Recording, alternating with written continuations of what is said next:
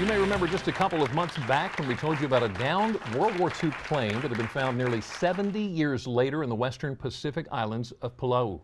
2 airmen have been aboard the plane and have been listed as missing in action. After the aircraft was discovered last March, the airmen were honored at the location. Now, no doubt it is a great story, but here's what makes it just a little bit more interesting. The aircraft was found with the help of an underwater robot from the University of Delaware.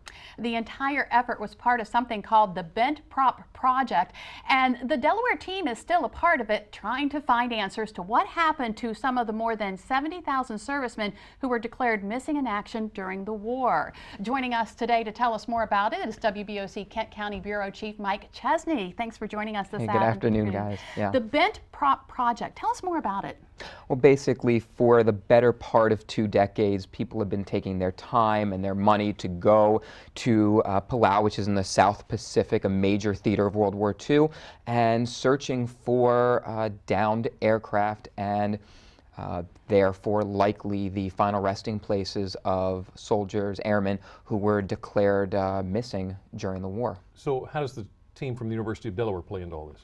You're seeing on your screen right now, there was a big torpedo-looking thing flying through the water. Yeah. That's where the University of Delaware plays in. That's their equipment. And Bent Prop had been searching for years, doing sort of a very manual process, but getting the robotics involved makes it a much faster process. So tell us more about this technology. What does it do? Well, it uses sonar, acoustic sound, to basically paint a picture of what's down underneath the water. Because in a lot of these places, you think about the waters of the South Pacific, and you think, oh, clear and blue, and I could see forever. But that's not necessarily the case everywhere, and when you can't, it's very difficult for divers. They have to move very slowly, very methodically to do it by hand to figure out what's down there, see if there's anything down there. When a robot can do it, what might take weeks in just a matter of a day or 2. But still, there is a lot of ocean out there. How do they decide where to go? It takes a lot of work before they even get out there. And you mentioned that plane was found in March. They're heading back out this upcoming March to do more. That's their season for doing this. And before that even happens, they spend months and months doing the research to target the specific locations, the specific aircraft, the specific people that they're going after, and that way you're not searching thousands of miles of ocean. You're searching maybe a much smaller portion. And they're hopeful, right? They really are. I mean, I think if they weren't hopeful, they wouldn't keep going out and doing this. But you'll hear from Dr. Mark Moline, who is the guy from the University of Delaware who's involved in this. We think there's a really good likelihood that we're going to find quite a few this coming season. Okay, so the goal of the Bent Prop Project is to find out what happened to some of these servicemen. How are they doing? They're doing well. They're moving along and having some success finding these aircraft and finding these final resting places.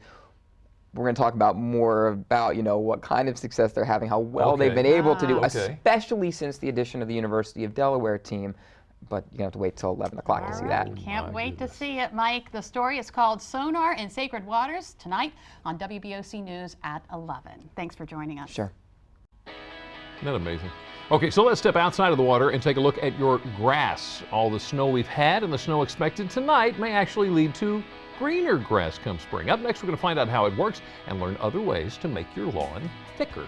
We're also talking trees today. See how some preventative maintenance goes a long way in keeping communities safe when winter weather hits Delmarva. But first, we've teamed up with Sussex County Federal Credit Union to help you make better sense of your money. And here's this week's tip. On behalf of Sussex County Federal Credit Union, I'm Chris Phillips with this week's Dollars and Cents tip. Whether you're building a home or making simple improvements around the house, choosing a reputable contractor can be a challenging task.